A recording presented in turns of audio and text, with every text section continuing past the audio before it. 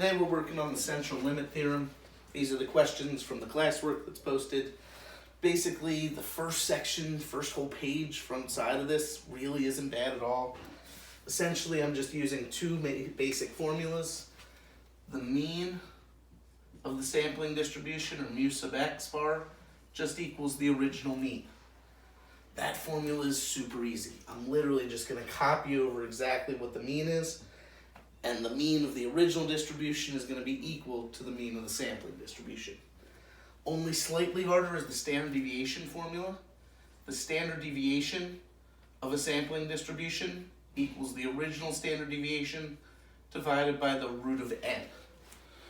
So basically, when we're doing these problems, the mean does not change at all. The only thing that changes is the standard deviation, and the standard deviation changes by being divided.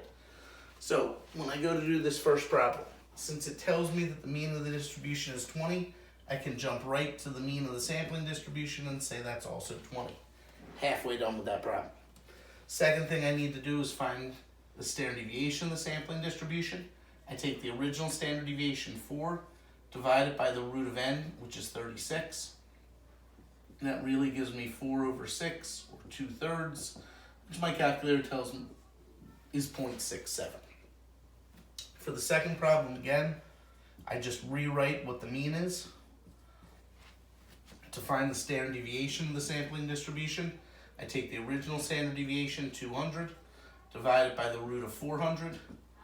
Root of 400 is 20, so this is 200 divided by 20, which gives me an answer of 10. So I'm going to circle the answers. Mean is just the same as it was. Standard deviation is found through the formula. Mean, same as it was. Standard deviation found through the formula. When I go to do 3, again, I'm just going to write down the same mean as before. My standard deviation calculation is now 0.08 divided by the root of 64.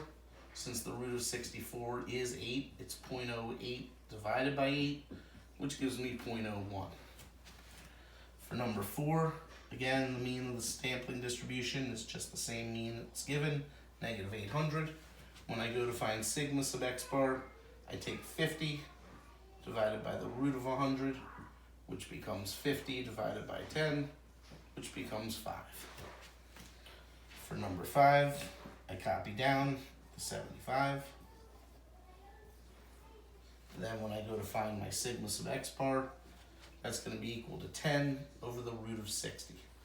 This is the first time where we have a square root that's not one that's a perfect square. So I'm going to use my calculator. When I do this, 10 divided by the root of 60. My calculator tells me 1.2909944. I'm just going to call it 1.29.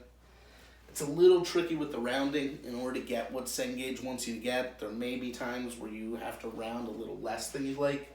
But in general, your answers should be close enough that they're either marked right, or you can send them as an ask your teacher and I'll see it's just a small rounding error and tell you what the right answer is. For the final one, again, we copy down u sub x bar, in this case negative 0.02. To find sigma sub x bar, we take the current 0.001 divided by the root of 30. So if I put in the calculator 0.001 divided by the root of 30, it gives me 1.83 times 10 to the negative 4. The other way I could write that is 1, 2, 3, 4 zeros before the 183. When you get to really small sigmas like this, you do want to try and not lose too many decimals. I don't think I'd give you a problem like that, or there'd be a problem like that necessarily on your Cengage. But if you get something that gives you this error that's written in scientific notation, you do need to know that that's what it would look like in standard form.